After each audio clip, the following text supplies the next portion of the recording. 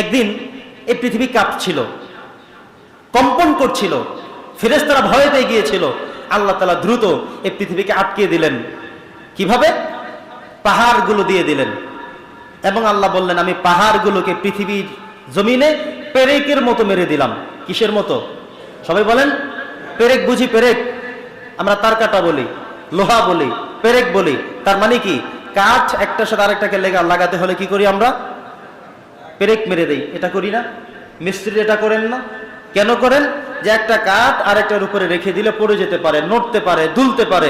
পেরেক মেরে আটকে দেওয়ার পর আর কি নড়ে না, আটকে যায়। আল্লাহ বলছেন, আমি পৃথিবী যখন নড়াচড়া করলো পেরেক মেরে দিলাম। দেখেন একটা পাহাড়, কত উঁচু উঁচু পাহাড় দেখা যায়। আল্লাহ তাআলা এগুলোকে দিয়ে জমিনকে আটকে দিলেন। ফেরেশতারা অবাক হয়ে বলেন যে, আল্লাহ, এই পৃথিবীর সবচেয়ে শক্তিশালী কি তাহলে পাহাড়?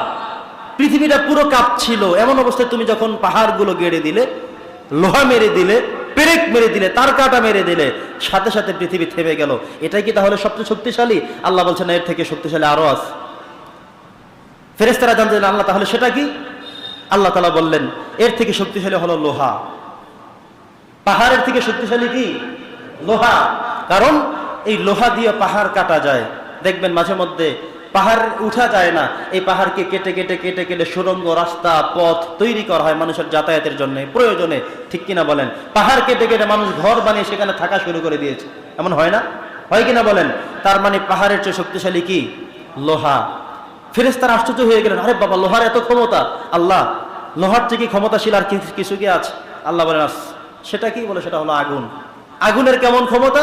যে আগুনের এত ক্ষমতা, আগুন যখন জ্বালা শুরু হয়ে যায়, পোড়া শুরু হয়ে যায়, লোহাগুলো সেখানে গলে যায়।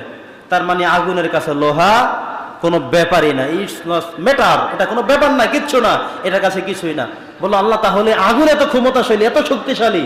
আল্লাহ বলছে, এর থেকে ক্ষমতাশীল আরো আছে। সেটা কি? আল্লাহ তা বলেন, সেটা হলো পানি। পানির এত ক্ষমতা কি করে? যে যখন এই আগুন লেগে যায়, আগুন নিবারণের অস্ত্র হলো পানি ঢেলে দেওয়া। পানি ঢেলে দেওয়া মাত্রই আগুন সাথে সাথে নিভে যায়। ফেরেশতারা আশ্চর্য হয়ে গেলেন, আরে বাবা, পানির এত ক্ষমতা আমরা আগে জানতাম না। আল্লাহ, তাহলে পানি কি বেশি ক্ষমতাশীল? আল্লাহ বলছেন, না, এটার থেকে ক্ষমতাশীল আরো আছে।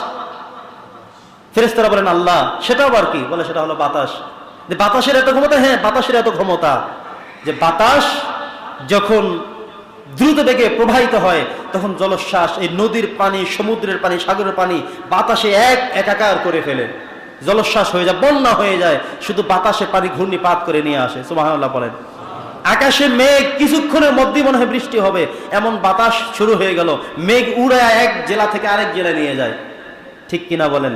তার মানে বাতাসের এত ক্ষমতা। এবার সর্বোপরি ফেরেশতারা বলল, আল্লাহ, তাহলে এর চেয়ে কি বেশি ক্ষমতাশীল আর? শুধু আর একটা আছে ক্ষমতা। সেটা কি? সেটা হলো বনি আদম, মানুষ। সুবহানাল্লাহ। মানুষ এত ক্ষমতাশীল, এত শক্তিশালী, মানুষ এই সবগুলোকে পরাজয় বরণ করে তারা এর থেকে উপরে উঠে যায়। এদেরকে আল্লাহ বানিয়েছেন আশরাফুল মাখলুকাত। পড়ি সুবহানাল্লাহ। জোরে বলেন না সুবহানাল্লাহ। আল্লাহ বলছেন, মানুষকে আমি এত ক্ষমতাশীল, এত শক্তিশালী করে বানিয়েছি। এই পৃথিবীতে যত হিংস্র প্রাণী আপনি দেখেন, যত শক্তিশালী প্রাণী দেখেন, তাদেরকেও কিন্তু মানুষ মূলত লালন পালন করে থাকে, নিয়ন্ত্রণ করে থাকে। ঠিক কিনা বলেন? আমি তো কুমিরকে অনেক ভয় পাই, কিন্তু দেখবেন কিছু মানুষ কুমিরের সাথে খেলাধুলা করে, কুমিরের পাশে গিয়ে দাঁড়ায়, কুমিরকে সরাসরি হাত দিয়ে খাওয়ায় দেয়, কুমিরের পেটের মধ্যে হাত ঢুকাইয়ে দেয়, আবার বের করে। এমন কি দৃশ্য দেখেছেন? কিচ্ছু বলে না। অথচ আমি তো ওই যে সে ভিতরে হাত ঢুকাইলো, আমি এখানে আমার কাপ শুরু হয়ে গেছে। আরে বাবা, কি যেন হয়। ঠিক কিনা বলেন? আমরা এখানে বসে বসে তো একটা বাঘ কত ভয় পাই, চিতাবাঘকে কত ভয় পাই, সিংহকে কত ভয় পাই। অথচ চিড়িয়াখানায় গিয়ে দেখবেন প্রতিনিয়ত তাদেরকে খাবার দিচ্ছে, তাদের সাথে বন্ধুত্ব করে বেড়াচ্ছে, তাদের মাথায় হাত বুলিয়ে দিচ্ছে, পা দিয়ে কাজ করে বেড়াচ্ছে, কিন্তু তারা কিছুই করে না। বিশাল দেহের হাতি ছোট্ট একটা মানুষ পিঠের উপরে, তার পিঠের উপরে বসে তাকে নিয়ন্ত্রণ করে। তাকে বলে হাঁটো, তাকে বলে চলো, তাকে বলে বসো, তাকে বলে খাও।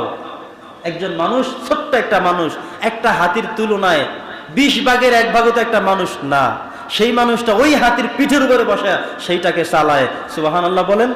আল্লাহ বলছেন, আমি মানুষকে এত নিয়ন্ত্রণ শক্তি, এত ক্ষমতাশীল করে দিয়েছি, যেটার কাছে পৃথিবীর কোনো পানি বলো, বাতাস বলো, আগুন বলো, হিংস্র প্রাণী বলো, সবাই তার কাছে পরাজয় বরণ করে। এটা হলো বনি আদম। সুবহানাল্লাহ।